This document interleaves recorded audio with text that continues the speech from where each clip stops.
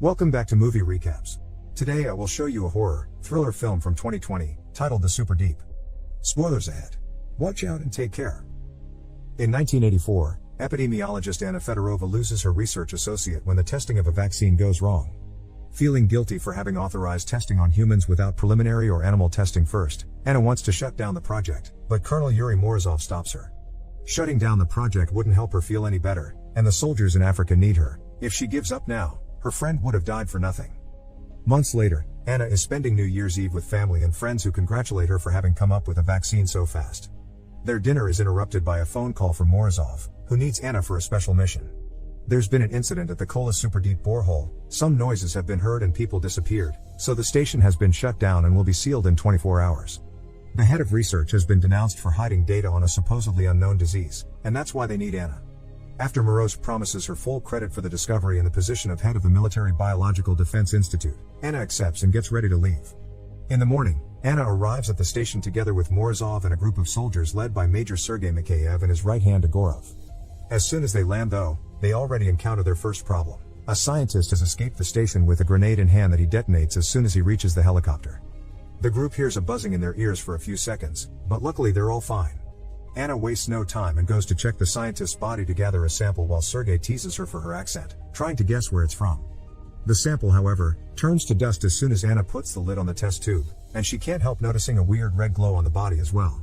One of the station's guards explains that the scientist went crazy as soon as he reached the surface, and he was so strong not even 3 soldiers could stop him. The rest of the staff is being evacuated now, so Anna goes to take samples from them before they leave. One of the men tells her everyone's dead down there and the disease is a lie, so she should run back to her family. All the miners seem fine, but the one with the scar saw something that has scared him, so Anna does think it may be more than a disease. Afterward, Anna, Morozov, and the squad of soldiers enter the station with head scientist Pyotr Kuznetsov and Dr. Dmitry Grigoriev. Anna tries to ask some questions about this mysterious infection, but Grigoriev refuses to give her details because he thinks they're all here with an ulterior motive. He'll only help them enough so that they can get their sample and guarantee a safe evacuation for all the survivors, no more. Anna wants to know why he even locked up the survivors in the first place, but Grigoriev doesn't answer that either. The group makes it to the elevator, where Grigoriev has to be careful when imputing the access code because getting it wrong 3 times makes the elevator crash as a security measure.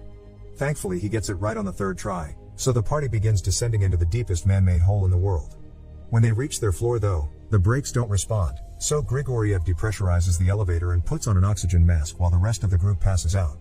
When they wake up a few moments later, Grigoriev has left with the elevator key. It seems they've made it to the facility's resort, which is the area the staff lives in most of the time. The main research level is even lower and there is a second elevator that can take them there, but they can't activate it without the key. This area used to be crowded at all times, but now, they find only 2 remaining staff members, engineer Nikolai and Dr. Kira Vitalyevna, who were left behind during the initial evacuation. Kira takes them to the lab so Anna can take samples from both and look at them in the microscope, confirming neither of them is infected. It seems Grigoriev had it all planned and they were left in this area on purpose because it's clean from any possible signs of the disease, so they'll need to look for a proper source elsewhere. Speaking of Grigoriev, he reveals himself to Anna to ask her to take the team back to the surface through the shafts and save themselves while they can because people should always be the priority. Anna calls the soldiers to capture him, but before they can reach him, Grigoriev escapes using the elevator, only leaving a bloodstain on the door behind. They decide to send a group of soldiers led by Agorov into the shaft, which they need to force open because Grigoriev had sealed it up. While the soldiers put on protective suits to withstand the incredibly high temperatures of the lower levels, the shaft doors suddenly open on their own, revealing lab assistant Olga Krylova looking rather sick after walking through the heat to reach them. The soldiers rescue her and take her to the lab, then go down the shaft. Before starting the checkup, Anna asks Olga some questions, but she remembers nothing of what happened down there. She's also burning with fever, even though she says she's cold. When Anna takes off her gown, she makes a disturbing discovery on Olga's back. It's covered with disgusting mold-like growths, which Olga claims don't hurt, not even when Anna makes a cut to take a sample. While the soldiers report having found some kind of life in the lower level, Anna puts the sample under the microscope and discovers it's a cellular parasite, some highly virulent form of mold. Fungi and mold are the least studied forms of life, and this one is unknown, so that's enough for Morozov to end this operation and start heading back. Nikolai begins working on the elevator system to force it to come back, which will take over an hour. Sergei tries to contact his team again, but they seem to be in trouble at the sight of something dangerous and don't answer their walkie-talkies anymore. At that moment, Grigoriev contacts them through the speakers and tells them he had hoped they would escape through the shafts, so now they leave him no choice. Grigoriev proceeds to set off a bomb to seal them all within the facility as he asks for forgiveness, and Anna is reminded of her own guilt related to the vaccine when the area starts shaking around her because of the explosion. In the lab, Olga's body begins to glow and she slowly loses control, blowing up the glass and attacking Kira. Meanwhile, Nikolai discovers that the explosion damaged the pressure pump and will cause the facility to collapse within an hour. He wants to find a way to get out and shows no care for the soldiers trapped in the lower levels, earning him a punch from Sergei. However, Morozov agrees that going back for those soldiers is too dangerous, so they'll be leaving through the shafts. Sergei goes with Anna to the lab to retrieve Olga and they find a very unpleasant surprise. The entire place is covered with mold, and Olga is half melted to the floor but still alive. On the other side of the door, Morozov doesn't care that Anna is surrounded by contamination without protection and orders her to take samples anyway. When she and Sergei come closer though, Olga begins releasing a cloud of spores, so Sergei runs out of the room and Anna steps back and grabs a mask to avoid breathing them in. That's how she comes across Kira, who has been infected and mutated like Olga, and she dies when her bones suddenly poke out. Anna tries to leave the room and has another guilt-associated hallucination when she slips, but this allows her to find a fire extinguisher. She uses it to clean the air around her so she can open the door without the mold escaping, and after closing it again, she asks Nikolai to use the extinguisher on her body to disinfect her. Afterward, Anna goes to check on Sergei, but it's too late, he's already infected and has lost his sight. When she tells everyone about Kira, Pyotr explains that it isn't supernatural. This mysterious mold is like the fungus that takes over an ant and makes it go back to its nest so it can release its spores and infect everyone else. Anna asks Morozov to speak in private so she can tell him about her discovery. The mold dies when exposed to cold and it's been using human bodies to survive in the upper area's permafrost. She wants to stay with Sergei to search for the last survivors while Morozov goes back to the surface and calls a rescue team. But this isn't even an option. The facility will be shut down in 5 hours. There's nobody coming. Morozov orders everyone to suit up so they can leave, but at that moment, they receive a message from Egorov asking them not to open the door even if it's for them. After a long argument, Pyotr reminds them this is their only chance at survival, so may as well open the door anyway. They send 3 soldiers down the shaft to investigate first, but 2 quickly come back after shooting at something big that tried to attack them yet they couldn't identify. The 3rd soldier also comes back without an arm, and he ends things with a knife right before the group closes the door. Whatever is in the shaft now knows they are there, so it begins slamming the door to try to get out. The group runs away and makes it to the back of the area to see the elevator finally arriving. Nikolai begins working on a way to drop it down, hoping the emergency brakes will hold. Sergei's body starts glowing and he knows he doesn't have much time left, so he decides to stay behind with his men to try to stop the mysterious entity, which has finally broken down the doors. Anna, Nikolai, Pyotr, and Morozov get in the elevator and hold tight as it begins falling down. The pressure makes it hard for Nikolai to reach the brakes lever, so Anna has to leave her seat and do it herself. Fortunately, she pulls it just in time and the elevator safely lands on the lowest lever, which is colder than they expected. All the rooms are covered with frost, and a recording from a scientist tells them he also figured out the mold is weak to the cold and the ice age must have kept it underground all these years.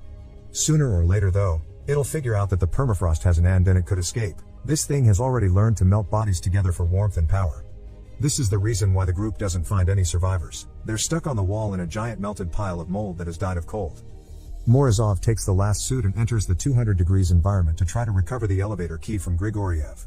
While they wait for him, Anna asks Nikolai and Pyotr not to say anything about this mold when they return to the surface because it would bring more people to investigate, putting humanity in danger. Nikolai accepts, but Pyotr is hesitant because he had been hoping to make a big discovery that put him on the map. When Morozov takes too long to come back, Anna decides to enter the hot area next without any protection, since in theory, the human body can survive there for a few minutes. As blisters begin appearing on her body, Anna finds Morozov dead on the floor because the suit had been sabotaged by Grigoriev. At least he has the elevator key in his hand, so after seeing the mold glowing on the walls, Anna takes the key and runs back inside. Nikolai tries to help her, but Pyotr suddenly shoots his leg and demands to be given the elevator key so he can go out and get the fame he deserves for this discovery. They give him the key and Pyotr takes the second elevator with both of them, keeping them at gunpoint. When they return to the resort level, they go to the first elevator corridor to investigate, and Pyotr tries to keep Anna behind so he can get into the elevator alone. However, he's suddenly attacked by the strange entity from the shaft. It's a disgusting creature made of the infected staff members that have been melted into one organism. They're still alive and screaming while the creature kills Pyotr. Anna runs away and hides in the mess hall, but the creature comes after her, so she grabs a knife and enters the freezer. There she gets an idea. She takes off most of her clothes and tosses a bucket of freezing water on her body so her temperature is too cold for the mold to infect her.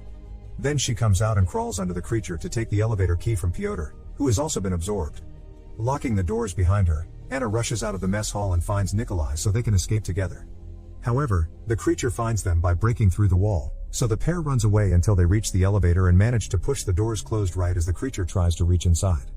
The elevator starts going up, but Nikolai and Anna have one last surprise waiting for them. Sergei is also there with them, melting into the floor and begging them to do something as he coughs out spores.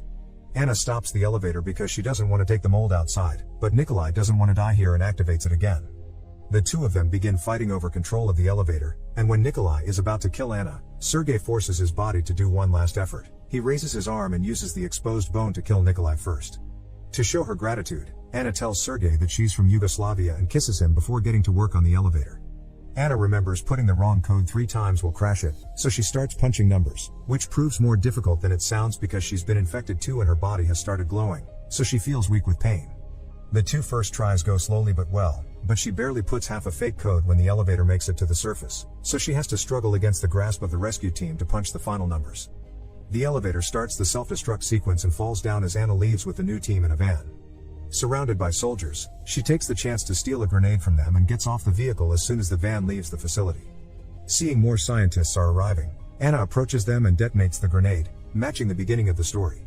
Make sure to subscribe and turn on notifications so you can watch more videos like this. Thanks for watching.